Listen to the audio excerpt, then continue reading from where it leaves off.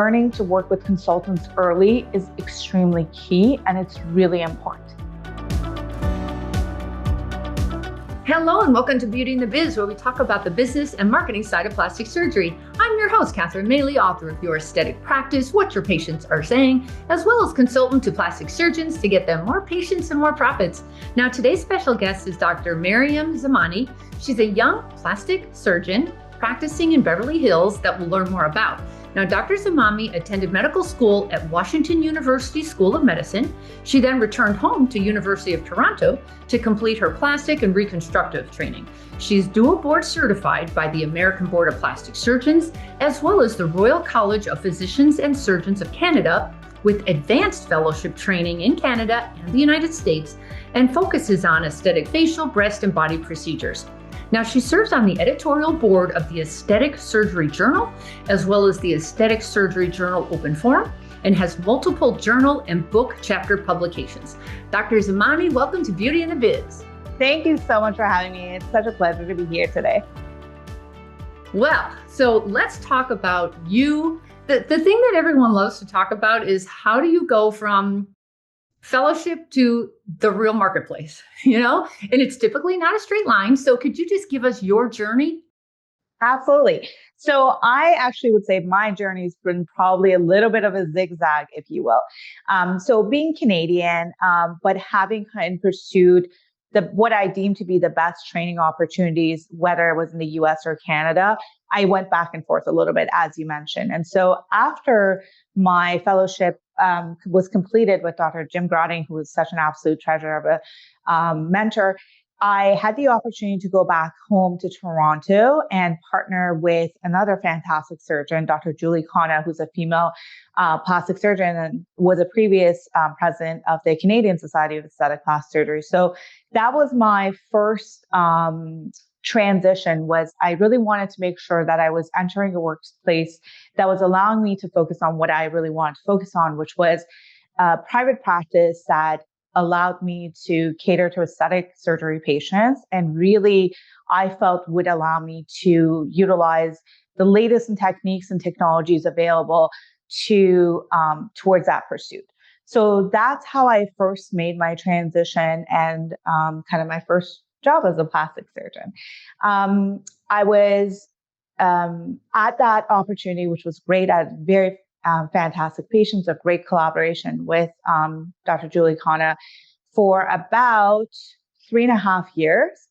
But thereafter, having been exposed to both the American and the Canadian side, I felt really that there was just this tremendous growth opportunity, both from a career perspective, technique, skills, networking opportunity, whatever you name it, that was still in the US. And I hope this doesn't come across as offensive in any way, but I did feel that staying in Canada and Toronto, as prestigious and amazing as it was a little bit of, almost aspiring to be big fish in a little pond. And I've always been a little bit of a competitive person, and I wanted to be big fish in big pond. And so I decided, Southern California, that's the epitome of plastic surgery, aesthetic surgery. And so I moved to California. I also benefited from a family perspective because my husband is actually from Northern California, so we were able to be closer to family at that point as well.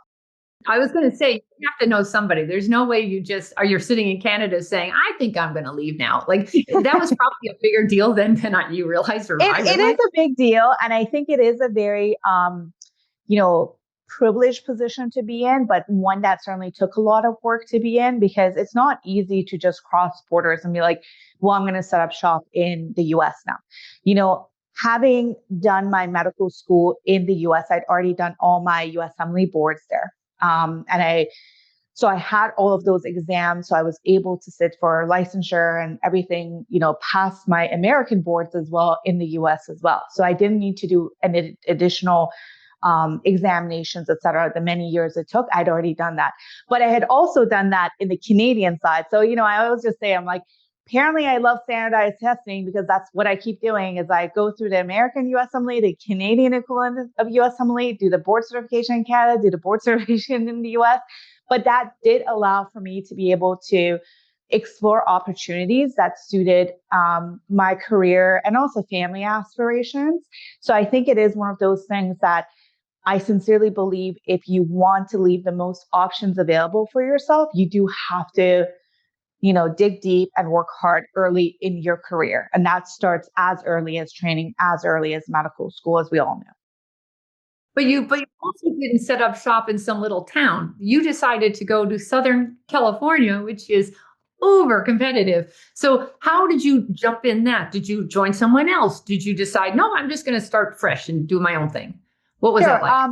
It was an extensive search. I will say that, I went into final rounds of discussions with multiple practices. I felt that because I was coming from a very large, very well-known practice, probably I think we have the biggest clinic med spa at the time in all of Canada. I had a lot that I could bring forward to practices that would be wanting to expand where they are. So I did go as far as talking to several practices about taking over, helping them expand their offerings, building med spas with them, et cetera, et cetera. I finally decided initially to join a practice of facial plastic surgeons in Orange County to help complement and build their breast and body side. And at the time, this was we were coming out of COVID and being in downtown Toronto, I was like, I think I can do the beach life. The beach life could be for me. So it was an appeal. And so we first made that transition there and it was fantastic. Great patients, great learning ground, I would say, in terms of Southern California. But ultimately, I think what's really important for young surgeons is to not just evaluate the position they're currently in, but project to 5-10 years down the line from both a professional and a personal perspective and see if that's where they want it to be. And again, for me, I really do want to be in an environment that is just going to push me to be the best version of myself. And to me, Beverly Hills is what that is, right? It's the epitome of plastic surgery. Let me just back up to the Orange County. Yeah. When you approached this group, how was it a short-term thing, a long-term thing? Did they need you to sign a non-compete? Like, tell me the business model of how, were you just the contractor? What was that situation? I was not a contractor because of visa requirements. Again, that's like little glitches that we have here and there that we have to consider because even though my husband was American, just timing, immigration issues, sometimes things don't go through as fast as we want. So I do have a lot of advice if anyone's ever interested in terms of ideal immigration situations to be able to give yourself the most practice opportunities. I came on an O visa, which is kind of called the exceptional visa. So it allows you to be hired in any opportunity you want and really gives you a lot of freedom towards residency and green card, et cetera, citizenship in the future. You do have to make a big, strong case for why you are an exceptional talent. So I will tell you, work with a great lawyer, make sure you are, again, aligned and building towards that from the get-go. I think what was really important in that sense, when I joined them, I did join them as an employee because that was a reason for a requirement for the visa status. But it was really with the intent of building out a complementary side to the practice. So the vision was not like for a very short-term stint, let's say. It was meant to be a little bit longer, but I think both from a practice and a surgeon perspective, it's important to always evaluate whether relationships are working for you.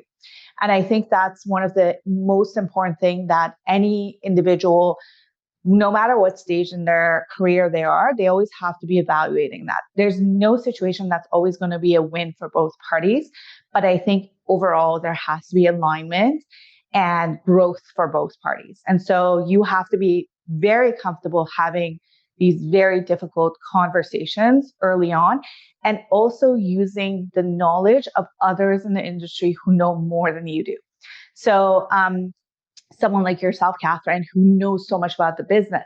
I actually became very great friends with Karen Zupko and Amy Anderson during my first 4 years of practice because of just asking them about their business acumen, hiring them independently, hiring, unnamed parties, let's say, to be consultants in my negotiations to make sure that I was what I was asking for or what we were negotiating on made sense. And it was meeting standards. So I think one of the biggest pieces of advice I have is we're very easy to ask our mentors in the academic field, whatever, our training mentors for how would you do this? How would you do this? But I think when you're thinking about private practice, it is a business and we don't necessarily get trained in business, nor do sometimes our academic mentors know the best recent developments in the business front. So I think learning to work with consultants early is extremely key and it's really important. So I think that that's probably one of the biggest pieces of advice I have for anyone who's considering, whatever stage in their training or early career they are, is there are people out there who have way more knowledge than you, and you should definitely employ their their expertise so that it can help you move further along in your career faster. Hello, it's Catherine. If your practice feels busy but you're not seeing the growth you expected, there's usually a reason, and it's often something small that's quietly costing you revenue. That's why I offer a practice growth review. Now in this call, I'll take an objective look at your patient flow, conversion process, and retention strategies to identify where opportunities may be slipping through the cracks. You'll walk away with a clear picture of what's working, what's not, and the few changes that could make the biggest difference. If you'd like an unbiased set of expert eyes on your practice, simply visit catherinemaley.com to schedule your review. So right now you're in Orange County, you're with a multi-physician practice. Typically those are very difficult because there are a lot of egos there and a lot of different personalities. I always say you better know their values and their vision before you start signing things. So was it just an easy agreement to get out of, because you're going from Orange County, which by the way is the prettiest place on the planet. It is beautiful. Oh my gosh, it's like Andy and Mayberry stuff. It's unusual. It's so beautiful and so clean. Anyway, so you decide, I'm done with this little town, this gorgeous little town. I'm just going to go up to Beverly Hills now. I want to hear about that transition. And was it easy to walk away? Did you get to bring your photos with you? All that kind of stuff. So I will say yes and no. I think that one of the important things was I just knew early on from my career, again, knowing what you know and knowing what you don't know and bringing the right tools to a situation is really important. So at every stage in my career where I've made transitions, I have had a team of consultants that I've worked with. I've also had lawyers that I've worked with, because I think it's really as important, it's important to preserve those relationships. And I think, anytime you're negotiating or changing a structure, there's always a conflict of interest and potentially a conflict of personalities that can come up. And I think sometimes the best thing is to have others who can act as mediators and that can advocate for each party's best interests, but in not like a personally invested way, if that makes any sense. That way, that personal relationship can stay preserved, and it's also is the best way to go about. I think what I would say is the worst mistake and the worst advice I ever received in my career, very early, and actually from, I'm not going to name names, but a very prestigious, well-known, well-established surgeon in private aesthetics, was to agree to a handshake deal. And that was the worst mistake I ever made. Yeah. So after that little hiccup, everything should always be in writing. People because the problem is always when things aren't formalized, then there's different interpretations of said agreements. And I think that's where most relationships break it down, whether it's like personal or professional. It's because people there's a miscommunication. There's a broken telephone somewhere where each person has a different understanding of that relationship and where it's going. So I guess the question, when you asked me about my transition from Orange County back to out to Beverly Hills, I don't think it was particularly difficult. I think that I was just prepared with knowing what it would take. And I think, that's the mindset you should have is, yes, it's costly. Yes, it's not the best to have to go through these channels, but I think ultimately it provides the cleanest exit and the least stressful transition you can imagine. I would advise that people also, that's why we have HR firms. That's why we have consultants. That's why we have lawyers, even for employment, right? Even when your staff are transitioning, I think things should be handled very properly at the outset. Therefore, there's no unexpected sequelae that can happen. Yeah, my best advice is when you're agreeing on things, don't forget the part where if this were to not work out, exactly how do we unwind this? Exactly in worse, because the minute something goes sideways, what's the first thing we do? What's the first thing the judge does? He goes straight to, what did you have in writing? So anyway, that's that. So now you end up in Beverly Hills. Did you just literally show up? I don't think your patients followed you from Orange County because it's far enough and the traffic's I had horrendous. a patient that followed me. I've had patients that have wanted to follow me different places. How did you go about that? Did you lease a place? Did you rent someone else's sublease? How did that look? Yeah, so I did. I looked at a lot of different structures. I think LA is a very different, Beverly Hills in particular is a very different atmosphere of practicing than a lot of other places that I know of or have been, in that there's a lot of commonalities in how people build their business in terms of, it's not necessarily everyone, maybe you have personal investments or family investments that can help support you just starting your own practice, but there's definitely a little bit of cost that comes along with it. That you have to be able to anticipate and to understand, okay, well, how am I going to balance this cost? Like, how am I paying towards that? And I think what LA offers that not many other places offer is a lot of opportunities to work as independent contractors, still performing aesthetic surgeries to your standard, to your specifications, and helping patients feel the way they want, but not necessarily, working with different clinics and or different physician groups. So that was definitely something that helped me be able to support my dream and vision. And in terms of the space that I contemplated a lot of different variations. And what I ultimately decided on as an early young surgeon is I managed to, it's a leasing opportunity, but I would say it's almost a partnership, where the situation I'm in, I work in an office of another plastic surgeon, a really well-built, large facility that allows me to benefit from a lot of the small investments that I would otherwise have to make in terms of, just renovating the place and decorations, et cetera, where that just all goes into, it's like when you have a furnished apartment lease, it's like a furnished office lease. So it was something that I looked for very diligently. And once I found it, I was like, this is my dream situation. I am going to be here. Is it a practice within a practice and you use it certain days when he's not there, that kind of thing? Somewhat like that. It's actually such a large facility that it doesn't really matter whether he's using it or not. There's just additional space that I'm utilizing. Gotcha. And are you able to take advantage of the overflow of his credibility and reputation and patient attraction funnels, or are you on your own and you need to find your own patients? I'm entirely on my own, and that's like a very conscious decision I've made, because I think that when you're, in Beverly Hills, within a specific building or office space, et cetera, this is one of the craziest things that, you have to be prepared for, is that a single building can have 30 plastic surgeons in it, right?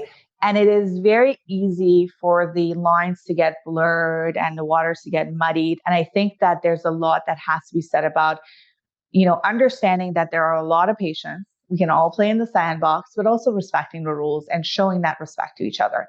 And so I think that,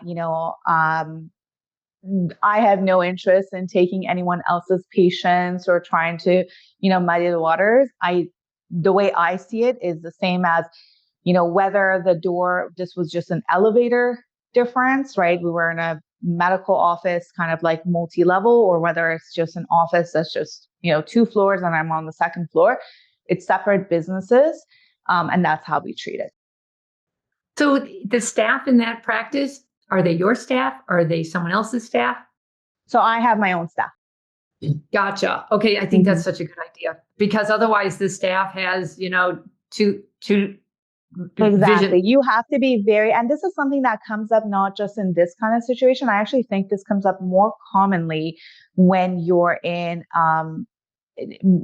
practice with other surgeons. So if you join a group practice, this can be I never personally had this difficulty. I had really great partnerships, but there can always be the situation where, you're considering, well, this resource, for example, this nurse, how much time are they spending catering to your patients versus your partner's patients, et cetera. So you have to have very clear rules on that. And those are things, again, these are uncomfortable conversations that you need to have, but it's really important to have them as early as possible. Have those difficult conversations when everyone is still friendly. Absolutely. And amicable.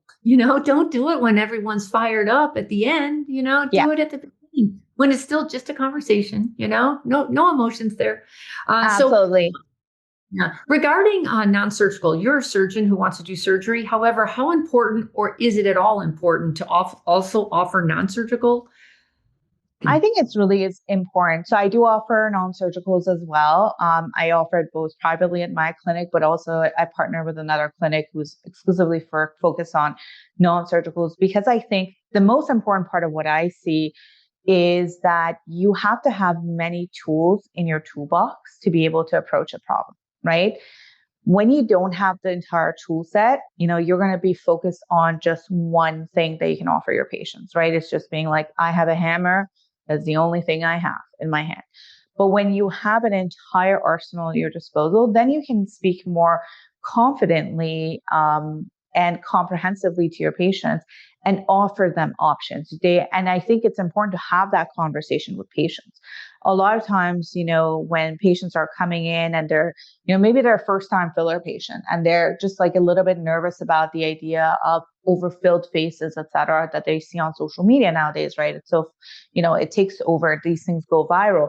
And I think it's really important. I use that as a time to have educational opportunity with my patients and talk to them about, listen, if the only thing I had in my hand was injectables, then yes, that's something you should be cautious about. But I also do, different modalities of technologies. I offer surgery. So to me, there's a clear-cut rule for when one thing is, will serve the needs of the patient and when one thing is just not going to be beneficial and can actually be detrimental.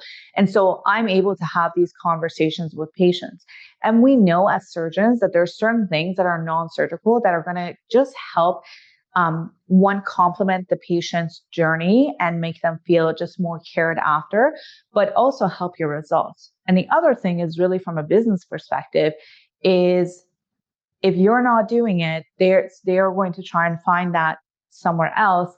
And the treatment that they receive is outside of your control and it can affect your results. And also it can erode your relationship with your patient.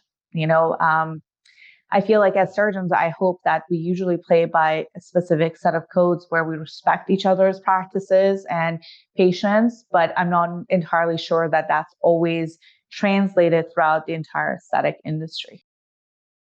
So you've had a start 3 times now, and here's the beauty of that.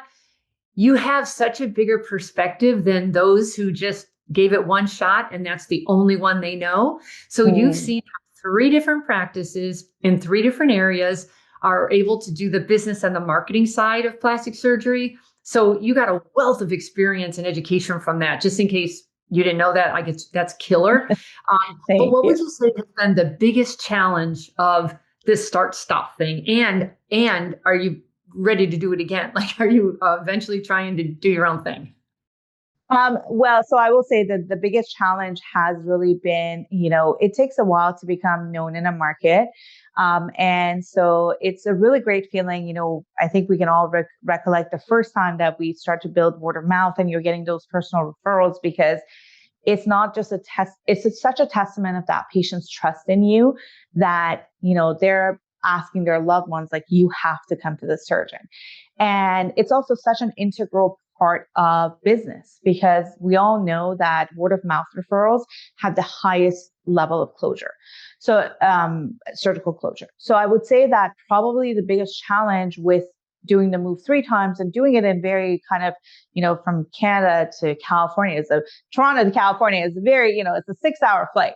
It is, it's not a common flight, although I've had patients that have come out to me, that people are, they love you, but there's a limit to that love, let's say. So it's hard to build that. I think that's the biggest challenge, is to try and build that word of mouth for the 3rd time. Now, with social media becoming ever more prevalent, and that is a little bit changing the game. So I think that's a little bit of differentiator than it has been in the past, 7 years. I think social media has certainly changed that a little bit more beneficially. But I think that, I'm definitely not excited to do this again. And, that's why I'm actually, the second I decided to move to Beverly Hills, I actually did create my own namesake practice. So it is Zamani Plastic Surgery, where I do see patients privately and, offer my services to them. So I'm hoping that there's not a forced start, because at that point, I feel like at that point, I might start to invade your space and become a consultant and say, hey, let me teach other surgeons how to do this. I've done it many times myself. Right. Honestly.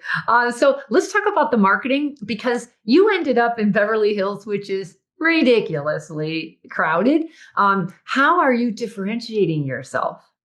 Yeah, I think that's a really good question. I'm not sure it's a question I have the most discrete answer to. I think that, or the most final answer to. It is something that, social media and marketing is changing every single day.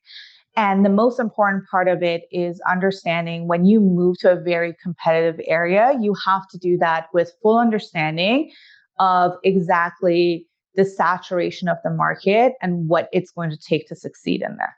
So it's not just, you can't just set up shop and expect for patients to find you, because, Google Maps will give them 50 surgeons before they even reach your office, let's just say.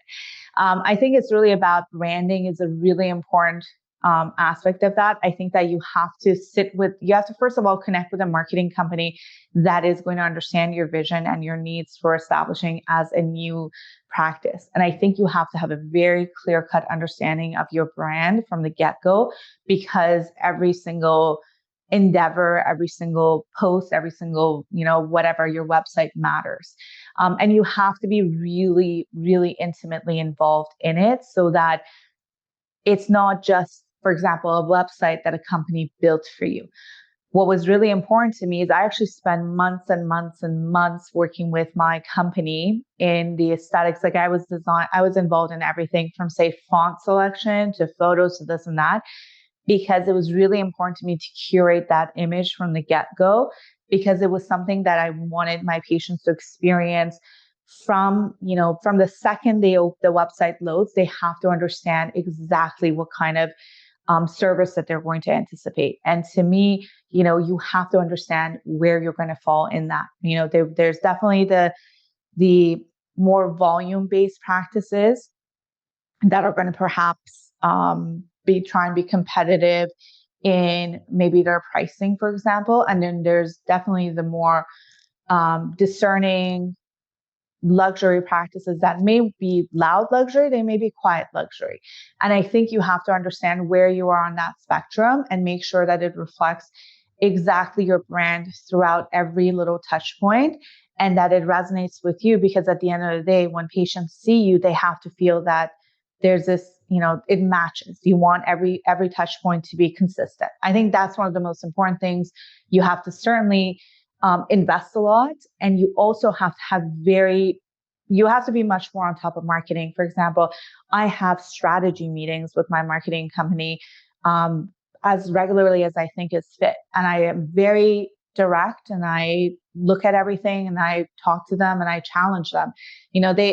They're very loving. They say that I push them to become better versions of themselves, which, we all know is code word for you are very picky person, but I think that's also is, if if we should be discerning in our craft, and we should also be discerning in representations of it. Well, and in addition to the branding part, which you've done very well, the website's very nice, Instagram's really clean, the photography is fantastic. But the other part is, who are you trying to attract to your practice? Because in today's world, especially where you're at, you can't be everything to everybody. So is there a certain gender, procedure, demographic that you cater to? For sure. I think that I don't really discern in terms of gender. I accept all my patients, and I actually feel that for some reason, have a higher percentage of male patients than a lot of other even male surgeons, which I welcome. In terms of, I think what I value in patients and what they probably value in me is my practice is really catered towards patients who understand quality and value that. And I think so there's a level of sophistication and education that goes into that to, make sure that we're understanding, because my plans aren't necessarily, I don't necessarily just offer the run of the mill easiest surgery. I like to offer bespoke plans that will really try and meet the patient's needs, and that try and integrate everything that I learned in all aspects of my career. So that includes all my activities in the journal, in the society, to bring, cutting edge techniques and technologies into my practice to incorporate so that my patients are getting the best result that matches their unique needs, desires, even, lifestyle demands. So, for example, when a patient comes to me, one of the things that I'm sought out for is more of my, complex aesthetic breast surgeries. A lot of times these are revisions. So I'm doing a lot to the breast that's very technique dependent, but also comfort with different things. We're changing planes, we're using mesh support, we're doing different types of lifts, we're throwing some of the non-surgicals at it, etc., to get that final result that really looks and matches my patients' both aesthetic, but also their lifestyle needs. So I think that, it's like, for example, the patient who understands the value of, a quality handcrafted leather bag. It's not one that just necessarily just throws a, logo at it, but it's about the craftsmanship. They understand the longevity of the result, the quality of the result, and the skill that goes into delivering that kind of product. So I think that's kind of is like the easiest kind of explanation I can give as to the patients that I try and cater to, and also the patients that tend to seek me out. But it's also the marketing company's job to educate the patient on that, because these patients can't tell your skill. They don't know your luxury brand unless you somehow are able to get that across. The Beverly Hills address is good cachet. I assume there's a reason you're in Beverly Hills and not, Absolutely. I think you have to be. And that was a really great advice that one of my colleagues and really dear friends here advised me on when I was looking to move into Los Angeles.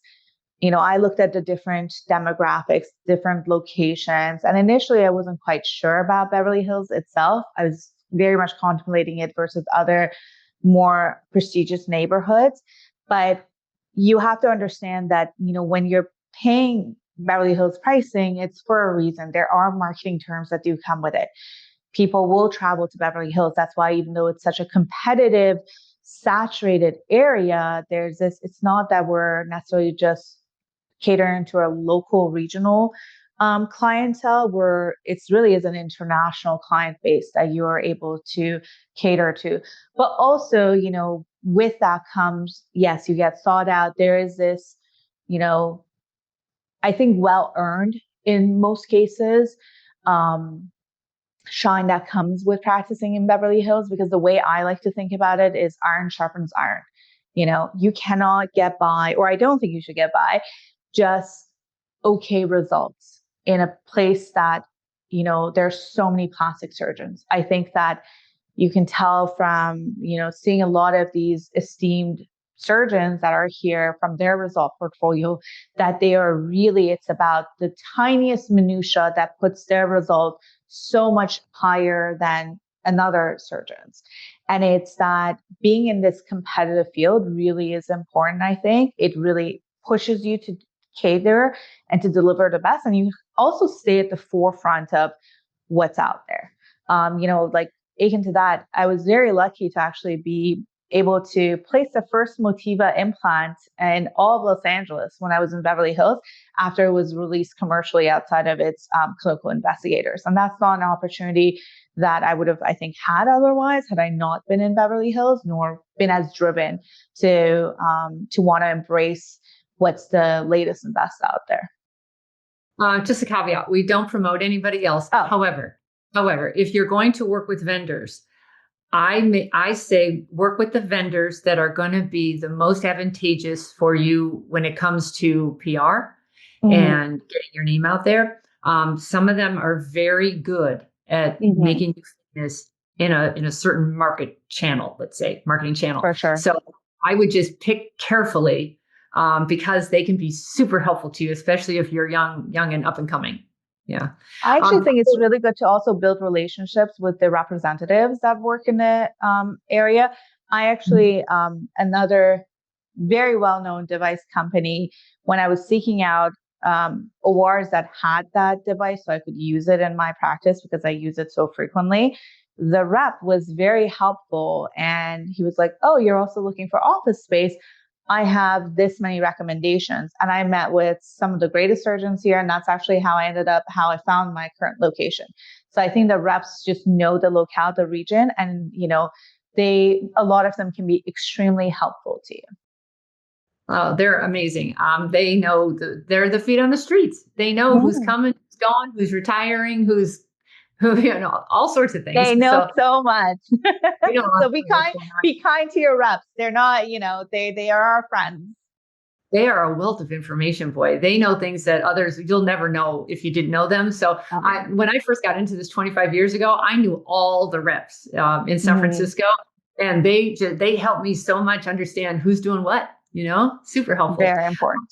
Let me ask you about the before and after photos and reviews, because especially when you're up and coming, you need social proof so bad. You need your before and afters, you need your reviews.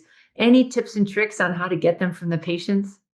Absolutely. So I think in terms of the before and afters, I think if there's any hesitation, there are certain things that I apply standard to all my before and afters, whether patients request it or not, is I remove any, if there's any identifying jewelry, for example, if it's really obvious, I always remove that. I remove any tattoos.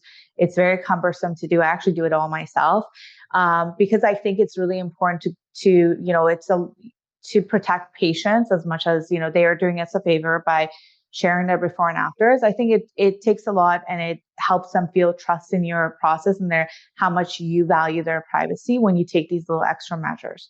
So I do think that helps, patients offer their before and afters. If there's hesitation, usually, I don't push patients too much, but I do like to emphasize that the reason that I primarily ask for before and afters is more because I think it's educational to my patients. Because, sometimes when we're talking about these bigger, more complex surgeries, seeing the final result in person is really just much more helps patients understand the process that they're due for, and also helps them understand your vision. And when you say, I focus on natural results, then, they understand it when they review your gallery. I do think it's actually very easy to get before and afters in the US. In Canada, it was very, very difficult. It was almost impossible. And it was very challenging because actually up to a few years ago, the College of Physicians and Surgeons didn't allow us to have before and afters on our website. So you would get fined very heavily. So that's actually was a big nuance that Canadian surgeons had to overcome. But in terms of the US, I think, just respecting the patients and, covering up what doesn't need to be displayed, trying to further protect their privacy is really important. And I think if you're asking your patients, you can choose to either do it before surgery as long as, you're making it very clear to them that they're signing, a photography photo, not just like a real regular procedure consent. Or if you're asking later, then also always, I think it's really good for them to know that you are going to be ensuring their privacy. So those are the tips and tricks that I think help go a long way. In terms of reviews, this is actually funny because I was literally just speaking to my marketing team member today about the reviews and, how do we do that? Because I'm very much a non-pressuring person. I don't like to, press my patients. They're always, like my patients hug me all the time. They're happy, but sometimes it can be hard to relay that into written reviews or different channels. I think the more you can take pain points away from patients to do those reviews, then the better it is. If your patients are, very tech savvy, right? QR codes everywhere, great. If they're perhaps a little bit less tech savvy, a bit more mature, then directing them to websites that don't require so many steps. For example, if it's a website that needs you to sign up, have a login, do this, do that, that's probably not the best venue to be sending your patient. Or if there's someone who really, likes privacy, then maybe, the websites or Google that makes you that displays their actual name or their Google profile, then they may not be inclined to use that. So I think it's important to have an understanding of your patient base and to direct them to the right channel, and also just having that friendly chat with them and emphasizing the importance of the review, that it really isn't just necessarily about you, but it's about helping promote awareness to others who may have the same concerns that this patient had, that your patient in front of you has, that, this is like an opportunity for them to have that corrected, to have that addressed in a way that they were also looking for at one point in their journey. After talking to so many patients, another big obstacle is, I don't know what to say. What do you want me to say? And so what I've learned to do is give them starter sentences, because not everyone's an author, and they love you, but they don't know how to say that in words. So I've often just given them starting sentences like, here's the pain I was in. This is why I even reached out. This is why I chose this surgeon for this reason. This is what my journey was like, and this is where you want to hear from beginning to end. You took great care of them. And then the big crescendo is, and this is how great things are now. Like, this is how transformational it was. That helps them get that thing written rather than the one that says, oh, love her. We need a story. Yeah. For sure. And I think that's going to be really important in the changing landscape, because with AI entering, our field now, a lot of people are going to be looking for results on AI, and AI is going to be reading the written word, not necessarily just the stars. So I think that's, again, where quality over quantity, I think we'll see a big change and triumph. How important is AI to you in today's world? I think it's definitely something you cannot ignore. I think that it's coming fast. We're all, no matter how much we know it, AI has already entered the chat. When you do a Google search, Google now has its own AI answer at the very top. And so I think it's really as important to be conscious of that and to be talking to your marketing PR teams to make sure that they are also aware of that and optimizing your business to be showing up in these searches. I think it's also going to impact how patients are coming to us, right? There's, we used to have the Snapchat selfie problem, but now we have the Chat GPT problem where people are asking Chat GPT to morph their faces, and then they show up to clinic wanting to look that way. And it's like, well, Chat GPT is not a surgeon. That's not how it works. So it's definitely coming down the pipeline. And it's one of those things where we need to be early adopters and not be just reacting to it when it's too late. Well, you'll notice your patient intake forms, they're going to start saying ChatGPT a lot more often. I will tell you personally, I don't think I've Googled something in over a year. I love that I can go somewhere and get a straight answer right out of the gate. I do not have to click 30 different places to get to the darn thing I'm trying to get to. That was huge. So if I'm feeling that, I'm sure everyone else is. So it's Oh, a, absolutely. yeah. We're getting ready to wrap it up. Tell us a crazy patient or staff story you care to share.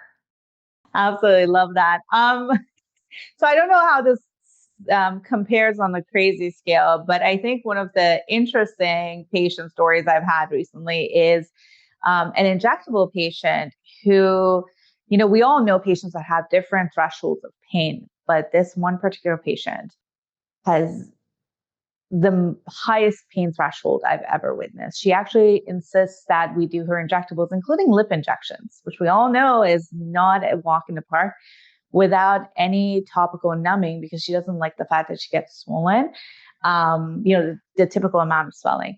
And even when I try and ice the area before I do my injection to just provide some level of anesthesia, she's like, that's unnecessary. Stop doing that. I'm like, at this point, I'm doing it for me, not for you. So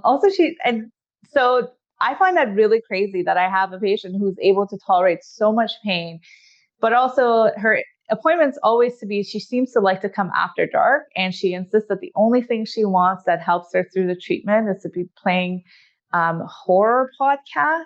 And it's usually in a different language. So I don't understand it. The only thing I hear is the really creepy background music as I'm doing, lip injections and what I know is a really painful situation. And she is still as can be, like a little statue, and does not budge. So she's a little superhuman to me. So she's my crazy patient story that it's maybe not be the wildest thing you've heard, but to me, it's pretty impressive.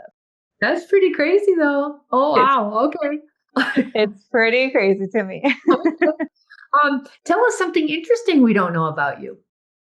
So something interesting you don't know about me is, okay, so when I was in medical school, so I decided that I wanted to be a plastic surgeon specifically in high school, actually. And that was because I had done what's called, I think in the US, it's ROTC. In Canada, it's a co-op placement. So a placement opportunity in a plastic surgery clinic, and I decided this was it for me. So I catered the rest of my training to go into plastic surgery. And when I was in medical school doing my ENT rotation, the chief resident told me that I would never be able to be a surgeon. And the reason for that was I would have severe vasovagal episodes in the OR. And it wasn't because I was horrified at the sight of blood or grossed out at the procedure at all. It took me a while to figure it out, but it was very sensitive to heat. And so I would overheat. And also I tended to just like lock my joints. So I would get the choir boy syndrome.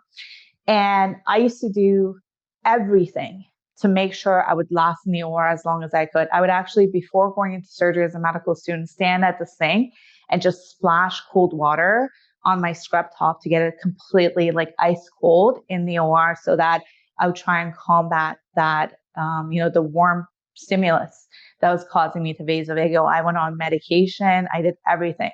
But ultimately, it was just, I think, repeatedly learning my body and just mentally overcoming it that I was able to overcome that vasovagal problems that I used to have. But I mean, I think that during medical school, I probably vasovagaled like more than 2,000 times. So I think that's the reason I wanted to share that story is because I think that it's really important in today's world that we emphasize resilience and grit, and also how much, you can really overcome obstacles in your mind, in your body, in, the outside world with determination. And, you and I had this quick chat before starting that no and failure is such a powerful motivator and can be exactly what pushes you to do exactly what you thought you couldn't or other people second guessed you on.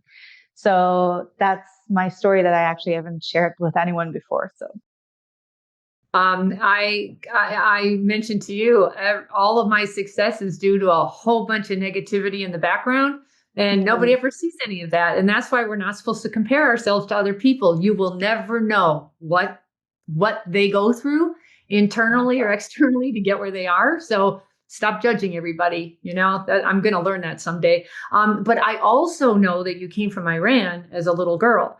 And I know we all see what's going on in Iran right now. And I've had several surgeons on here from Iran, and they left Iran with like bombs in the air. What was your exit like? So I actually grew up in Iran until I was about 11 years old. And my entire experience, my entire life in Iran has actually always been under the current regime, the IRGC. And so I never experienced the glory days of the Shah, as all our parents like to say how great it was. So I've only ever known and experienced this government that really courses itself and really I don't believe is for the people. So I was there until I was 11, and then I was blessed that my family was able to immigrate to Canada to allow us to pursue true opportunities for ourselves. If anybody wanted to get a hold of you, your website is Zamani, Zamani. That's a nice name, ZamaniPlasticSurgery.com. What's your Instagram handle? It's Dr.Maryam Zamani. Gotcha. Okay. Thank you so much. It has been a pleasure having you. Good Thank luck with you. Thank you. I appreciate it. We'll keep an eye on you. And everybody, that's going to take care of us today. If you would please subscribe and give me a review at Beauty and the Biz so we can grow our audience. And then if you've got any questions for me or any feedback, please leave them on my website at CatherineMaley.com, or you can certainly DM me on Instagram at CatherineMaleyMBA. Thanks so much, and we'll talk again soon. Top plastic surgery practices convert more than 80% of their consultations into surgery. Now, the difference usually isn't better patients, it's a better and more strategic consultation structure. Here's the real issue. You're already paying to generate those consults through marketing, staff, and overhead. But if your coordinator is not professionally trained to guide patients through the decision process, many of those qualified patients walk out the door never to be heard from again. That's lost revenue you've already invested to attract. So if you want your practice performing at the level of the top tier, invest in the people responsible for converting consultations. Learn more at convertingacademy.com.